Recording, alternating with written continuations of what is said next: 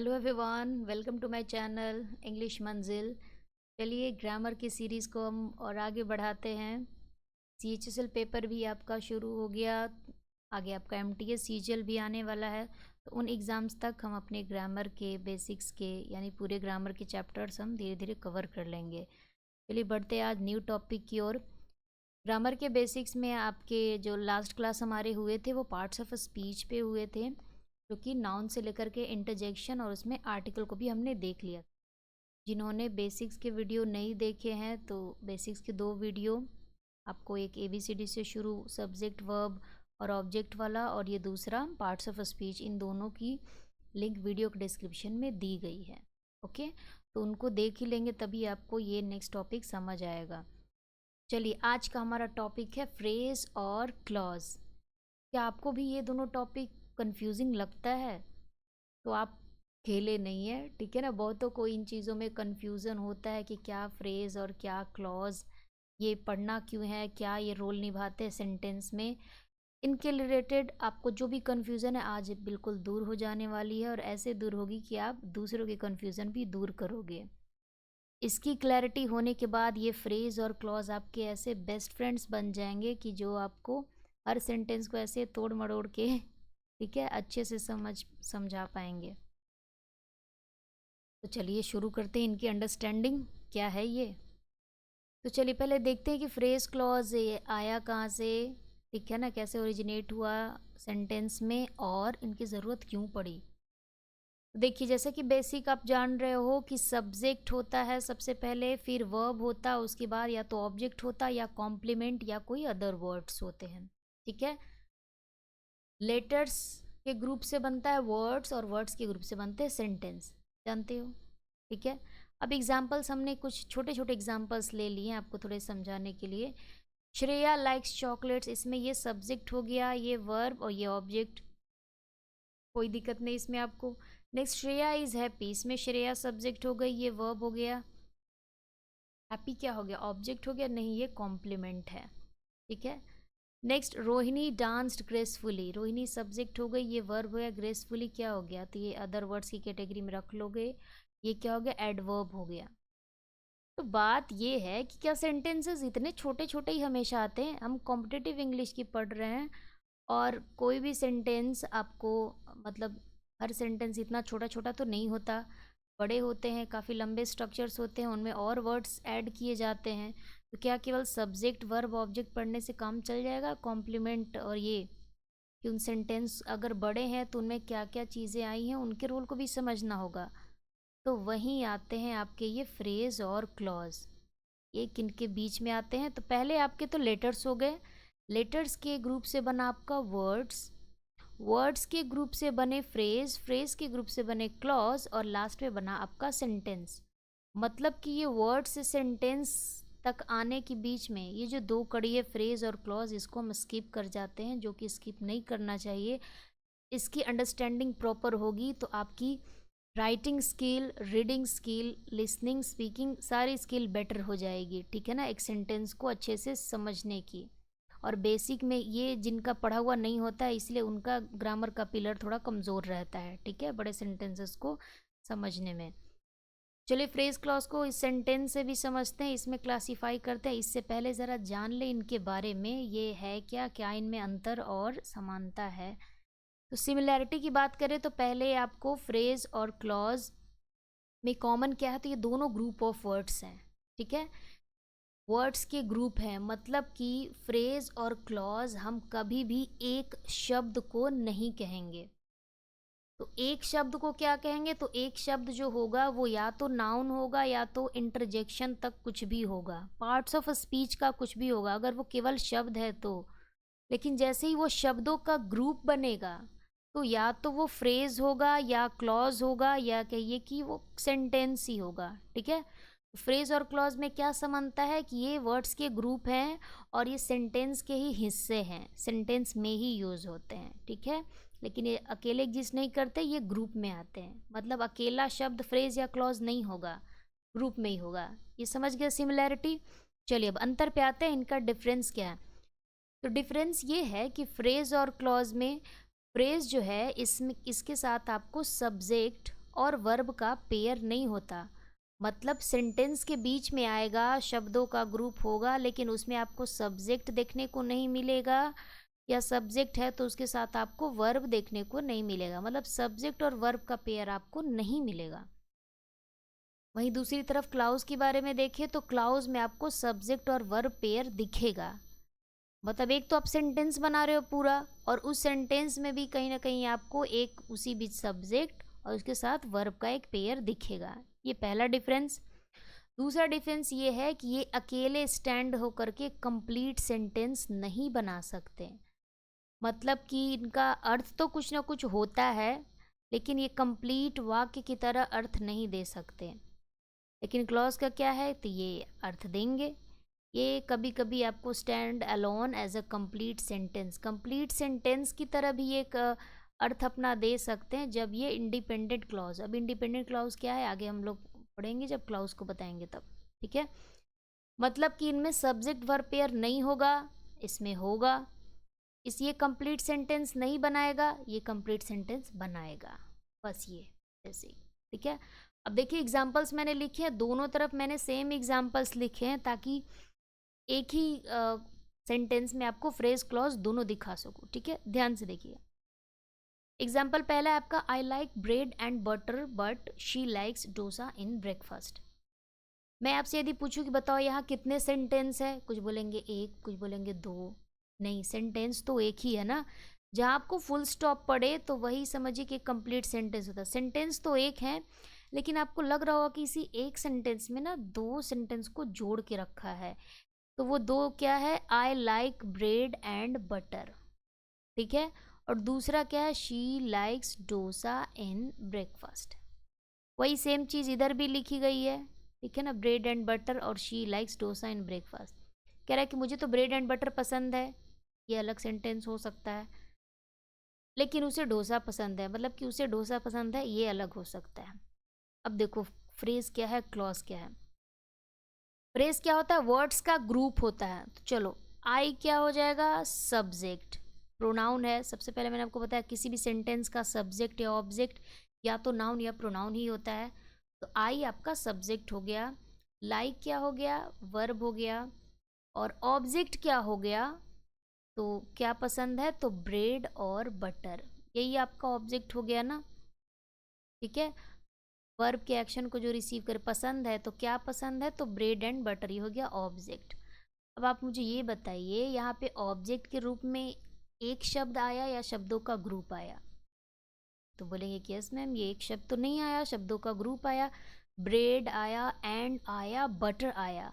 अगर केवल ब्रेड होता, आई लाइक ब्रेड, तो कहते कि हाँ ये ऑब्जेक्ट है और ये नाउन है, कह दोगे।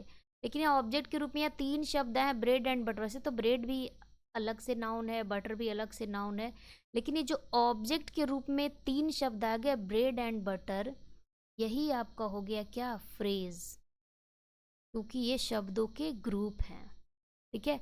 बट आपका क्या है, कंजंक्शन है, ठीक है। अब ये जोड़ने का काम कर रहा है, देखो एक ये पार्ट को जोड़ा और दूसरा इस पार्ट को। अब देखिए, she likes dosa in breakfast, ये देखिए शी क्या है, सब्जेक्ट है, लाइक्स क्या हो गया, वर्ब हो गया, डोसा क्या हो गया, ऑब्जेक्ट हो गया।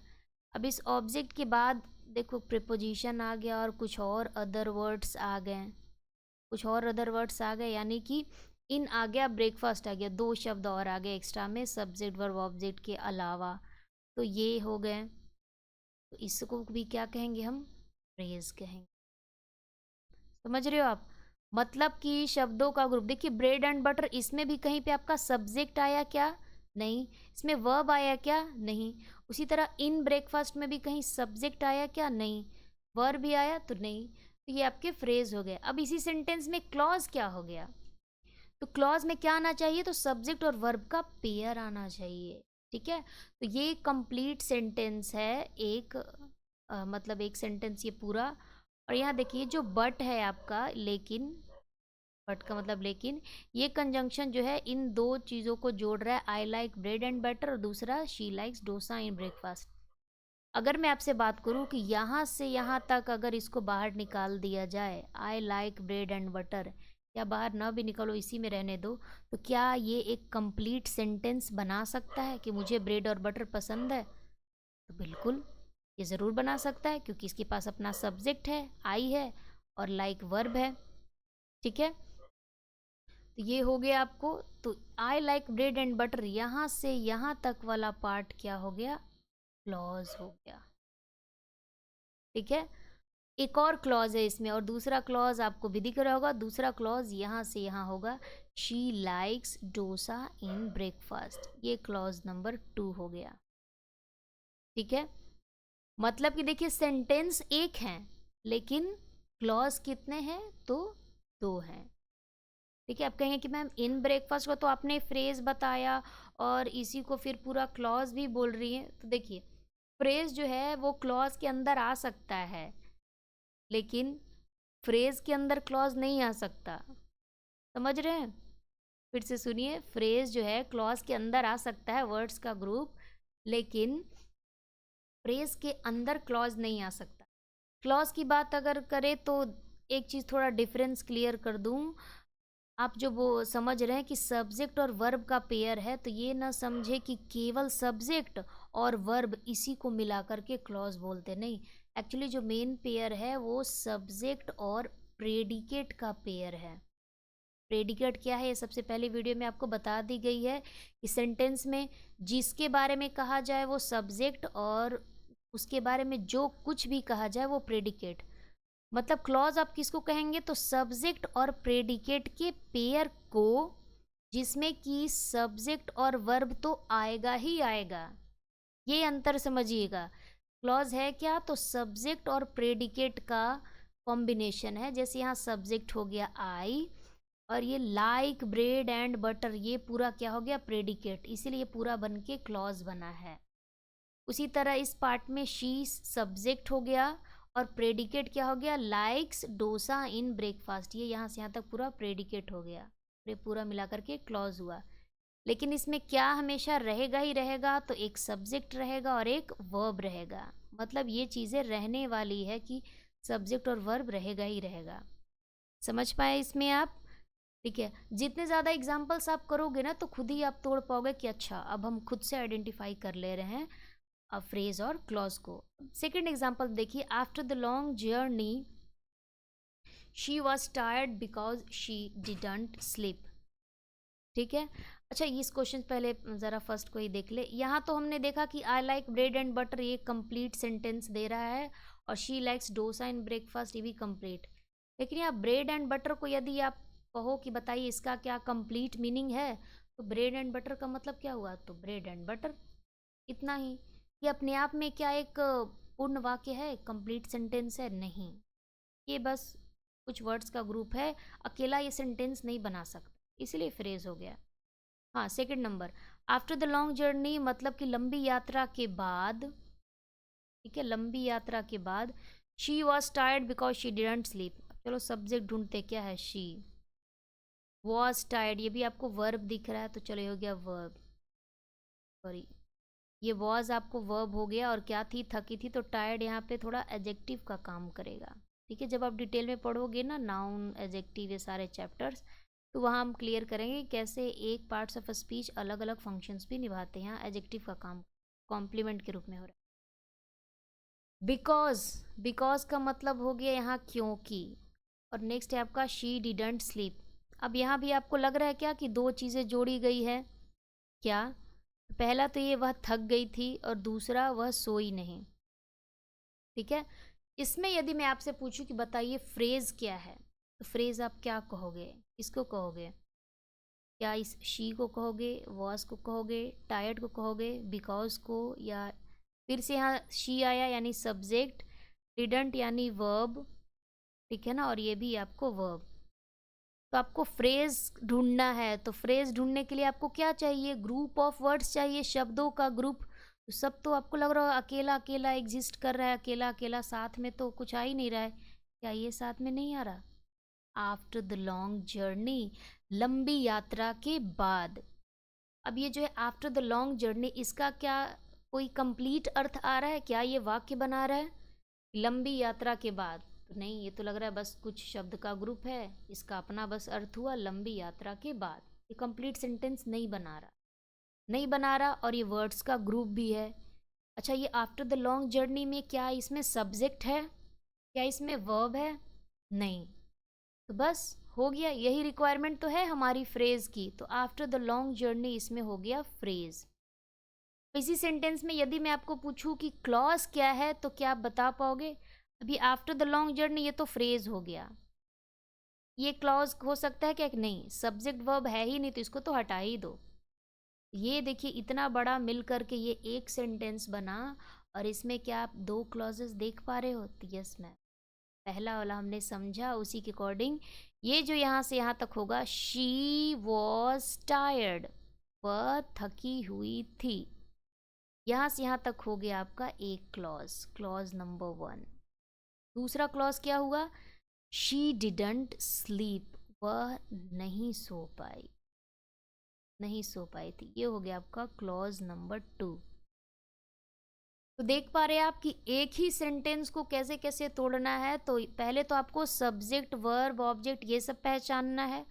उसके बाद देखना है कि शब्दों का ग्रुप कहाँ कहाँ आया है, शब्दों का ग्रुप कहाँ कहाँ आया है जो कि ग्रुप में फंक्शन निभा रहे हैं। और अगर वो शब्दों का ग्रुप आया है, जैसे यहाँ आया आफ्टर द लॉन्ग जर्नी, इसमें सब्जेक्ट वर्ब नहीं है तो फ्रेज।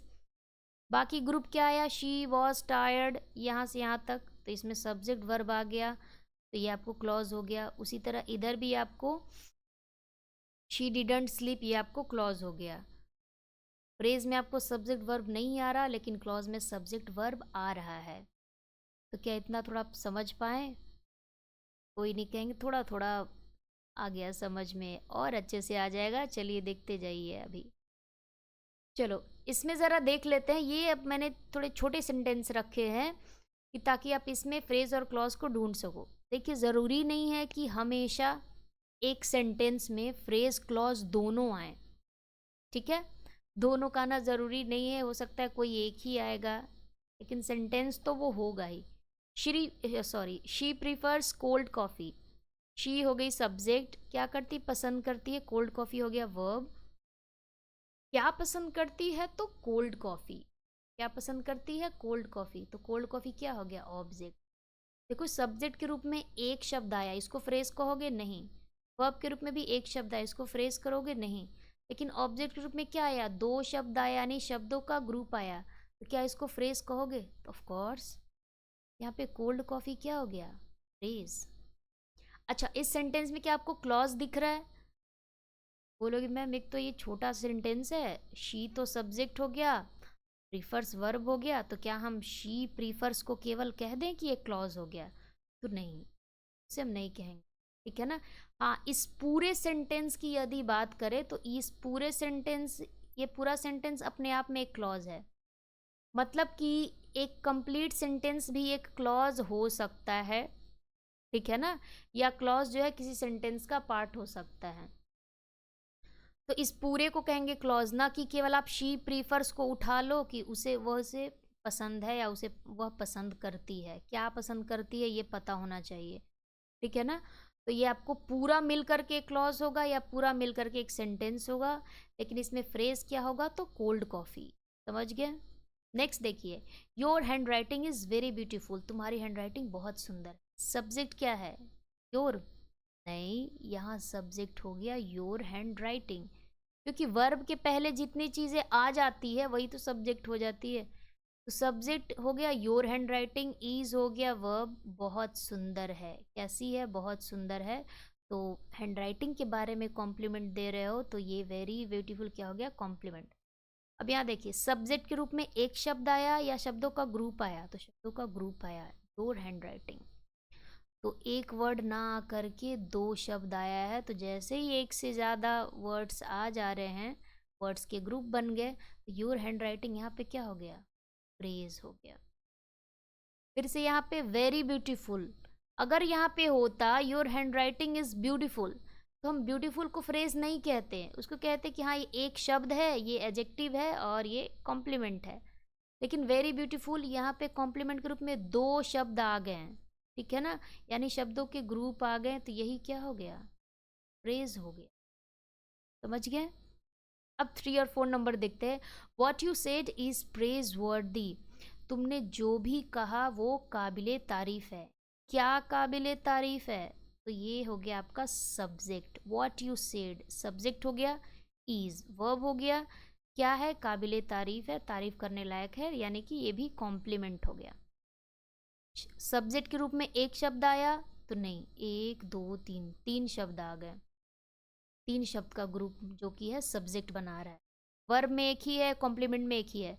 इस व्हाट यू सेड को क्या कहेंगे? फ्रेज कहेंगे? तो ना ना ना ना, ये तो फ्रेज नहीं होगा ना। क्यों नहीं होगा? क्योंकि इसमें आपको देखिए, आपको सब्जेक्ट दिख रहा है और क्या दिख रहा है? वर्ब दिख रहा है ना? तो अगर किसी ग्रुप ऑफ वर्ड्स में आपको सब्जेक्ट और वर्ब का पेयर दिखता है तो वो फ्रेज नहीं है, वो क्या है? क्लॉज है। तो ये व्हाट यू सेड क्या हो गया? क्लॉज। अब कहेंगे मैम क्लॉज का तो एक कंप्लीट मीनिंग होता है, तो यहाँ से यहाँ तक यदि हम बात करें व्हाट यू सेड मतलब जो भी तुमने कहा, तो अगर बात करें जो भी तुमने कहा, इसका क्या अपने आप में कंप्लीट मीनिंग आ रहा है?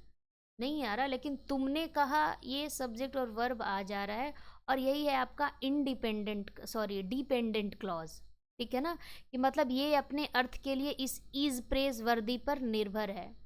अब डिटेल में आपको डिपेंडेंट और इनडिपेंडेंट क्लॉज का डिटेल पढ़ेंगे तब उसमें देखेंगे। अभी इतना आपको क्लियर है ना कि ये सब्जेक्ट हो गया, वर्ब हो गया और वर्ड्स का ग्रुप हो गया, इसीलिए ये क्लॉज हो गया, और बाकी 2 सेंटेंसेस में ये दोनों फ्रेज हो गए। नेक्स्ट 4 नंबर की बात करें, he said I am ready. Narration के पैटर्न पे क्वेश्चन है, डायरेक्ट नरेशन का। तो उसने कहा, उसने यानी कि ही आपको सब्जेक्ट हो गया, सेड क्या हो गया? वर्ब हो गया। क्या कहा? तो देखो ये सब्जेक्ट वर्ब, क्या कहा? तो यही आपको एक तरह से मान लो ऑब्जेक्ट के रूप में कहा। ऑब्जेक्ट के रूप में एक आया नहीं, शब्दों का ग्रुप आया, 3 शब्द आ गए। अब 3 आ गए तो बताओ या तो ये फ्रेज होगा या तो क्लॉज होगा। बताइए ये फ्रेज है या क्लॉज है? तो कहेंगे कि ये क्या है? क्लॉज है, क्योंकि इसमें सब्जेक्ट और वर्ब पेयर आया है। उसने कहा, ही सेड, इसको भी आप क्लॉज बोल दोगे। ठीक है ना? ये भी कह सकते हैं क्लॉज कि उसने कहा, ठीक है ना? या फिर ना बोल करके आप केवल ये कह सकते हो कि he said I am ready, ये पूरा एक क्लॉज है, ये पूरा एक सेंटेंस भी है। और इसमें जो आपको क्लॉज का बेस्ट एग्जांपल इसमें है वो है I am ready. Subject verb आ गया, या सब्जेक्ट और आपको प्रेडिकेट आ गया आई एम रेडी, तो ये क्लॉज हो गई। ठीक है? इसको इतना क्लॉज ना भी कहो, ये ज़्यादा बेटर होगा कि आपको ये सब्जेक्ट हो गया, ये वर्ब हो गया और आई एम रेडी क्लॉज हो गया। इतना क्लियर हो पाया आपको? डिफरेंस समझ गए कि मेन अंतर क्या था दोनों में? क्यों आप मिक्सअप कर देते हो, आगे से नहीं करोगे ना? चलिए थोड़ा और देखिए, कुछ और एग्जांपल्स थोड़े बड़े हमने ले लिए हैं फ्रेज और क्लॉज के, भी यहाँ आपको समझ आ जाएंगे और भी अच्छे से। I bought 2 blue pens and she bought 2 red pens. आपको लग रहा है कि फिर यहाँ लग रहा है कि 2 सेंटेंस को जोड़ा गया है। मैंने 2 ब्लू पेन खरीदा, एक यहाँ तक बात हुई, और उसने यानी कि शी बाउट 2 रेड पेन, और उसने 2 लाल कलम लिया। एंड से देखो जोड़ रहा है दोनों चीज़ों को। यहाँ देखो आई हो गया सब्जेक्ट, बाउट हो गया वर्ब, क्या खरीदा? तो 2 ब्लू पेन खरीदा। फिर यहाँ बात करें तो शी हो गया सब्जेक्ट, बाउट हो गया वर्ब, क्या खरीदा? तो 2 लाल पेन। अब बताओ मुझे इसमें फ्रेज क्या है? तो यहाँ ऑब्जेक्ट के रूप में 2 शब्द आ गए हैं, सॉरी टेंस तक हो जाएगा ना, 3।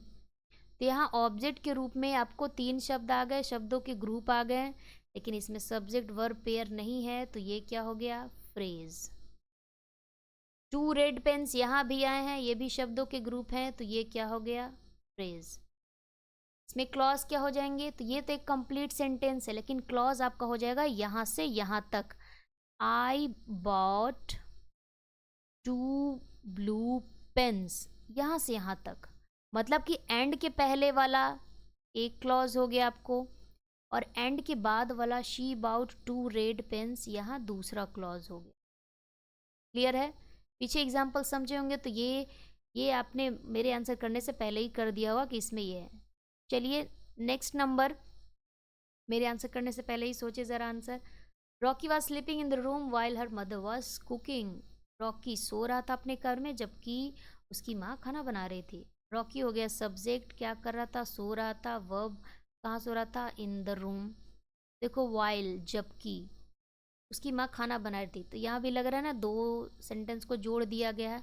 हर मदर यानी कि उसकी माँ, यहाँ पे उसकी माँ सब्जेक्ट हो गई, कुक कर रही थी यानी कि यहाँ वर्ब हो गया। अब बताओ यहाँ पे फ्रेज क्या क्या है। रॉकी हो गया सब्जेक्ट, वर्ब। अच्छा ये भी कह सकते मैम वर्ब तो आया है लेकिन वर्ब वॉज भी है, स्लीपिंग भी है। वर्ब भी आपको दो रूप में आया है, मतलब कि दो शब्दों का ग्रुप बना करके वर्ब बना रहा है। तो क्या इसको फ्रेज कहेंगे, तो ज़रूर कहेंगे, ऑफ कोर्स, ठीक है ना। और इसको कहेंगे हम वर्बल फ्रेज। आगे फ्रेज के काइंड्स पढ़ोगे तो उसमें पता चलेगा कि जब दो वर्ब, तीन वर्ब, चार वर्ब मिल करके वर्ब का फंक्शन निभाते हैं तो उन्हें वर्बल फ्रेज कहते हैं। फ्रेजल वर्ब नहीं, वर्बल फ्रेज, ठीक है, अंतर है दोनों में। वॉज स्लीपिंग यहाँ फ्रेज हो गया। और आपको कहीं फ्रेज दिख रहा है तो यस, इन द रूम, कमरे में। यहाँ भी शब्दों का ग्रुप आया, शब्दों का ग्रुप आया लेकिन इसमें सब्जेक्ट वर्ब नहीं है, इसको तो हम फ्रेज ही कहेंगे। ये हो गया फ्रेज। और कहीं आपको फ्रेज दिख रहा है, वाइल तो जोड़ने का काम किया, कंजंक्शन है। और कहीं शब्दों का ग्रुप एक यहाँ आ गया, देखिए सब्जेक्ट के रूप में कितने शब्द आए, दो शब्द आए, हर और मदर, तो ये भी क्या हो गया, फ्रेज। और कहीं फ्रेज आए नहीं। अब इसी में यदि मैं आपसे पूछूं कि क्लॉज बताओ, फिर से वही, Rocky was sleeping in the room, यहाँ से यहाँ तक आपको एक clause. Rocky was sleeping in the room एक क्लॉज हुआ, और हर मदर वाज कुकिंग, यहाँ से यहाँ तक दूसरा क्लॉज। अब अच्छे से क्लियर हो रहा होगा आप लोग को, आई होप सो। नेक्स्ट देखेंगे, after finishing her homework she called her friend. अपना होमवर्क खत्म करने के बाद उसने अपने दोस्त को बुलाया। यहाँ भी दो चीज़ें जुड़ रही है ना, कि अपना होमवर्क करने के बाद, एक तो उसने अपना होमवर्क फिनिश किया और दूसरा उसने अपने फ्रेंड को कॉल किया। तो चलो आफ्टर क्या है कि करने के बाद, होमवर्क फिनिश करने के बाद, ये भी कंजंक्शन है, जोड़ने का काम कर रहा है। भले ही सेंटेंस के शुरू में है लेकिन ये जोड़ ही रहा है। फिनिशिंग हर होमवर्क, ठीक है ना, क्या करना, तो फिनिश करना, यानी कि आपको एक तरह से ये वर्ब हो गया, क्या फिनिश करना, तो होमवर्क फिनिश, ऑब्जेक्ट हो गया, ठीक है। एक मिनट, होमवर्क फिनिश करना। फिर से शी क्या हो गया, सब्जेक्ट हो गया, बुलाया क्या, वर्ब, इसको बुलाया, अपनी दोस्त को बुलाया, ऑब्जेक्ट क्या हो गई, हर फ्रेंड। अब बताओ यहाँ फ्रेज क्या है, तो शब्दों का ग्रुप मैम यहाँ है, हर होमवर्क, दो शब्द आ गया तो ये क्या हो गया, फ्रेज।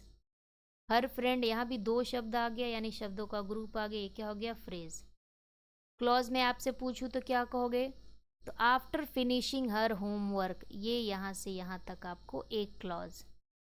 भले ही इसका आपको पूरा अर्थ नहीं आ रहा हो कि अपना होमवर्क फिनिश करने के बाद, तो ये इंडिपेंडेंट क्लॉज है लेकिन यहाँ से यहाँ तक क्लॉज होगा। और दूसरा क्लॉज क्या है, शी कॉल्ड हर फ्रेंड, उसने अपनी फ्रेंड को बुलाया, यहाँ दूसरा क्लॉज होगा, ठीक है।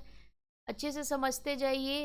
एक बार नहीं भी समझ में आया तो आप दोबारा वीडियो को देखोगे अच्छे से पॉज कर करके, मेरे आंसर करने से पहले खुद कोशिश करेंगे तो और आपको ईजिली अच्छे समझ में हो जाए, ठीक है ना। चलिए, 2 पिज़्ज़ाज विथ एक्स्ट्रा चीज़, इसमें बताइए सब्जेक्ट क्या है, दिख ही नहीं रहा। अच्छा वर्ब दिखा क्या, नहीं दिखा, ऑब्जेक्ट भी नहीं दिखा, बस ये तो शब्द लिख दिया, एक दो तीन चार पाँच, पांच शब्दों का ग्रुप लिख दिया गया। क्या बोल रहे हो कि 2 पिज़्ज़ा एक्स्ट्रा चीज़ के साथ, ये आप यदि बोल रहे हो तो क्या एक सेंटेंस है, नहीं, अपने आप में इसका कंप्लीट सेंस नहीं आ रहा है। दुकान पे जाके बोल रहे भैया 2 पिज़्ज़ा विथ एक्स्ट्रा चीज़, दुकानदार बोलेगा ना क्या करना है, पैक करना है या खाना है, आगे वर्ब पूछेगा ना उससे रिलेटेड। तो आप जब तक पूरा नहीं बोलोगे ये सेंटेंस क्लियर होगा ही नहीं।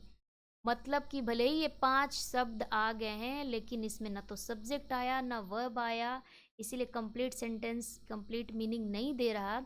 इस पूरे को क्या कहेंगे, सेंटेंस कहेंगे, फ्रेज कहेंगे या क्लॉज कहेंगे, तो इस पूरे को हम क्या कहेंगे, फ्रेज कहेंगे। अब फ्रेज के रूप में हमारा 5 शब्द आ गया है, ये क्लॉज नहीं है, सेंटेंस भी नहीं है, क्या है, केवल और केवल फ्रेज है। अब देखिए इसी फ्रेज को यूज़ करके हमने एक सेंटेंस बना दिया complete. Riya bought 2 pizzas with extra cheese. Riya यहाँ पे क्या हो गई, सब्जेक्ट। बाउट क्या हो गया, वर्ब। और क्या खरीदी, तो 2 पिज्जाज विथ एक्स्ट्रा चीज। ऑब्जेक्ट के रूप में देखो 5 शब्द। तो यहाँ पे ये क्या हो गया, फ्रेज। और इस फ्रेज के पहले हमारे एक वर्ब भी आए हैं और एक सब्जेक्ट भी आए हैं जो कि कंप्लीट अर्थ दे रहे हैं। ये एक पूरा एक कंप्लीट क्या हो गया, सेंटेंस। यदि मैं इसमें पूछूँ कि बताइए क्लॉज कहाँ आया है, क्लॉज क्या बोलोगे, इस पूरे सेंटेंस को ही आप एक क्लॉज बोलोगे, ठीक है। अदरवाइज और कहीं क्लॉज आपको नहीं आया है। पूरा सेंटेंस भी एक क्लॉज है और पूरा सेंटेंस एक सेंटेंस तो है ही। और फ्रेज क्या हुआ इसमें, तो 2 पिज्जाज विथ एक्स्ट्रा चीज़। अब आप डिफरेंस अच्छे से समझ गए होंगे कि क्या फ्रेज है और क्या क्लॉज है। अब मैंने यहाँ पे कुछ एग्जांपल्स दिए हैं जिसमें आपको केवल फ्रेजेस ढूंढने हैं, और फिर आगे एक शीट और होगी जिसमें कि केवल क्लॉज ढूंढने हैं, ताकि डिफरेंस एकदम अच्छे से क्लियर हो जाए टाइप्स को पढ़ने से पहले। इसमें आपको केवल फ्रेजेस ढूंढने हैं, केवल फ्रेज, ठीक है ना। The girl with the blue dress is singing beautiful. देखो ईज यहाँ आ गया, सिंगिंग आ गया, वर्ब आया, ठीक है। कैसे गा रही थी, सुंदरता से गा रही थी, ये एडवर्ब हो गया, अदर वर्ड्स में आ जाएगा। अगर ये ईज है तो कौन गा रही थी सुंदरता से, तो वो लड़की जिसने कि ब्लू ड्रेस पहनी हुई थी। ब्लू ड्रेस पहनी हुई लड़की बहुत सुंदर गा रही थी। तो यहाँ से यहाँ तक आपका ये सब्जेक्ट हो गया, राइट। ये वर्ब हो गया, ये एडवर्ब हो गया। अब बताइए इसमें आपको केवल अभी क्लॉज की बात इसमें नहीं करेंगे, आपको फ्रेज ढूंढने। फ्रेज आपको कहाँ दिख रहा, मैम यही तो है, ये सब्जेक्ट के रूप में इतना आया। हाँ सब्जेक्ट तो आया गर्ल, लेकिन इतना के बीच यहाँ पे आपको वर्ब नहीं आया, वर्ब नहीं आया इसीलिए क्लॉज थोड़ी ना होगा। तो यहाँ से यहाँ तक ये क्या हो गया, फ्रेज हो। और कहीं आपको फ्रेज दिख रहा है तो हाँ मैम वर्ब के रूप में 2 शब्द आ गए, ईज भी और सिंगिंग भी, तो इसको भी हम फ्रेज कहेंगे, ठीक है। और ब्यूटीफुल ये तो एक शब्द है तो इसको फ्रेज नहीं। नेक्स्ट में बढ़े, number 2, he kept the money in his pocket. उसने अपने पैसे, ठीक है, पैकेट में रख लिए थे। ही हो गया सब्जेक्ट, ये आपको क्या हो गया, वर्ब, ठीक है। वर्ब क्या रखा, तो पैसे को रखा, द मनी कहाँ रखा, तो पॉकेट में रखा। बताओ यहाँ पे क्या हो जाएगा, फ्रेज। तो फ्रेज देखो, एक तो आपको इन हीज पॉकेट, ये आपको दिख रहा हो कि मैम ये फ्रेज हो जाएगा। और भी फ्रेज हो सकता है, ये जो द मनी है ना, यहाँ भी 2 शब्द मिल करके ऑब्जेक्ट का काम कर रहे हैं। क्या रखा, तो पैसे रखा, तो द भी आया ना, मनी भी आया। तो जैसे ही 1 से 2 शब्द हो गया तो अब तो फ्रेज होना ही होना है। ये भी आपको फ्रेज हो गया, the money in his pocket भी phrase. Third number, the boy was extremely delighted. लड़का जो था काफ़ी खुश था। सब्जेक्ट के रूप में क्या आया, the boy, subject. Was verb कैसा था, एक्सट्रीमली डिलाइटेड था, तो फ्रेज क्या हो जाएगा, एक्सट्रीमली डिलाइटेड। कॉम्प्लीमेंट के रूप में आया है, 2 शब्द एक्सट्रीमली और डिलाइटेड, तो ये आपका क्या हो गया, फ्रेज, क्योंकि 2 शब्द। और भी फ्रेज, तो यस द बॉय को भी आप फ्रेज कह सकते हो, क्योंकि आर्टिकल और ये नाउन ये आपको मिल करके फिर एक शब्द बना रहे हैं। द है, केवल बॉय रहता तो फिर एक वर्ड होता, लेकिन यहाँ भी ये फ्रेज हो रहा है। The food was tasty enough, same pattern का है, तो द फूड यहाँ पे भी फ्रेज हो जाएगा। वॉज है आपका वर्ब, टेस्टी इनफ कॉम्प्लीमेंट दे रहा है, कैसा था, तो काफ़ी ज़्यादा ही टेस्टी था, तो ये भी आपको हो जाएगा फ्रेज, ठीक है, जो कि कॉम्प्लीमेंट के रूप में। Next, 3 cats sat on the fence. 3 बिल्लियाँ जो है वो फेंस, घेरे को कहते हैं, बाउंड्री, उस पर बैठी। कौन बैठी, 3 बिल्लियाँ। बैठने वाली कौन, 3 बिल्लियाँ, यानी कि ये हो गई सब्जेक्ट। क्या की एक्शन, बैठने का, कहाँ, तो on the fence. On the fence क्या हो गया, देखो 1 2 3, 3 शब्द आ गया, ये क्या हो गया, फ्रेज। और कहीं फ्रेज दिख रहा है, तो 3 कैट्स, 3 बिल्लियाँ, सब्जेक्ट के रूप में एक शब्द नहीं आया, 2 शब्द आ गया, तो ये क्या हो गया, फ्रेज। फ्रेज समझ गया अच्छे से। और लास्ट सीट, ये आप क्लॉज देख लो, ठीक है। अब इसमें केवल क्लॉज आपको आइडेंटिफाई करना है, फ्रेज नहीं। He slept on the sofa, subject क्या हो गया, ही। स्लेप्ट क्या हो गया, वर्ब, कहाँ सोया, तो सोफा पे। तो कहेंगे मैम ये ऑन द सोफा, ये तो फ्रेज लग रहा है और इसमें तो क्लॉज ढूंढना है ना। यदि आपको क्लॉज पूछा जाए तो आप क्या कहोगे? ठीक है, तो ये पूरा सेंटेंस ही यहाँ पे आपको क्लॉज होगी। ठीक है, हाँ अगर बात करें कि मैम केवल ही स्लेप्ट नहीं होगा, अगर एक अलग सेंटेंस होता, मान लीजिए एक अलग सेंटेंस होता ही स्लेप्ट, वह सोया, वह सोया, ठीक है ना, इतना छोटा सेंटेंस है, ये सब्जेक्ट और ये वर्ब, मान लीजिए यही सेंटेंस है ही स्लेप्ट वह सोया, इसको क्या कहोगे? फ्रेज तो इसको कहेंगे नहीं, क्या इसको क्लॉज कहोगे? तो बिल्कुल इसको क्लॉज कहेंगे, क्योंकि सेंटेंस इतना ही में ख़त्म ही हो गया है। तो ही आपका सब्जेक्ट हो गया, स्लेप्ट आपका वर्ब हो गया, और इसको ये पूरा सेंटेंस भी है और ये एक क्लॉज भी है। ठीक है, लेकिन इस वाले सेंटेंस में चूंकि और भी प्रेडिकेट आपको दिया हुआ है, ऑन द सोफा भी मेंशन है, इसलिए he slept on the sofa ये पूरा आपको मिला करके क्लॉज होगा और पूरा आपको मिला करके सेंटेंस भी होगा, और ये ऑन द सोफा फ्रेज है, हमें यहाँ क्लॉज देखना है। He was happy because he got a new bike, अच्छा वो खुश था, एक आपको पार्ट हो गया उसके खुश होने का। क्यों खुश था भाई? बिकॉज उसे नई बाइक मिली थी। यहाँ एक और बात हो गई नई बाइक मिलने की, तो ही वॉज हैप्पी यहाँ से यहाँ तक आपका एक क्लॉज हो गया, he got a new bike यहाँ दूसरा क्लॉज हो गया। समझ गया ना, सेंटेंस एक ही है लेकिन दो क्लॉज आ गए। ही वॉज हैप्पी यहाँ अपने आप में कंप्लीट अर्थ दे रहा है, वह खुश था। दूसरा, उसे नई बाइक मिली, यहाँ भी कंप्लीट अर्थ आ रहा है, ये भी आपको क्लॉज हो गया। नेक्स्ट की बात करें, because he was tired he went to bed early, क्योंकि वह थका हुआ था वह जल्दी सोने चला गया। बिकॉज भले ही सेंटेंस के शुरू में आया है लेकिन जोड़ने का ही काम कर रहा है। देखिए यहाँ से यहाँ तक एक पार्ट हुआ ही वॉज टायर्ड, दूसरा पार्ट ये हो गया ही वेंट टू बेड अर्ली। सब्जेक्ट और वर्ब का पेयर दोनों में आया ही है, तो ही वॉज टायर्ड यहाँ से एक क्लॉज हो गया, he went to bed early दूसरा क्लॉज। समझ गए आप? उम्मीद है मेरे आंसर करने से पहले ही आप जवाब दे रहे होगे। Next number 4, when the sun sets we will start the campfire, जब सूर्यास्त होगा हम लोग कैंप फायर स्टार्ट करेंगे। जब सूर्यास्त होगा, जब भी आपको जोड़ने का काम कर रहा है लेकिन सेंटेंस के शुरू में आ गया। द सन सेट्स यहाँ से यहाँ तक एक पार्ट हुआ, दूसरा है आपको we will start campfire, यहाँ से यहाँ तक दूसरा पार्ट हो गया। क्यों दूसरा पार्ट यहाँ से हुआ? क्योंकि यहाँ से हमने इसलिए सेपरेट किया क्योंकि यहाँ से फिर से एक सब्जेक्ट आ गया और वर्ब आ गया। इसमें भी आपको देखो सब्जेक्ट आया वर्ब आया, इसमें भी सब्जेक्ट आया वर्ब आया, है ना। इधर फिनिश होने के बाद द सेन सब्जेक्ट है, सेट्स वर्ब है, इससे सब्जेक्ट वर्ब आ गया। तो सेंटेंस में जितने भी सब्जेक्ट वर्ब आएंगे, या आप कहो जितने भी सब्जेक्ट और प्रेडिकेट के कॉम्बिनेशन आएंगे, समझिए सेंटेंसेस में उतने क्लॉज आएंगे। ठीक है, एक सेंटेंस था लेकिन यहाँ से यहाँ तक आपको हो गया क्लॉज 1, और we will start the campfire यहाँ से आपको हो गया क्लॉज 2।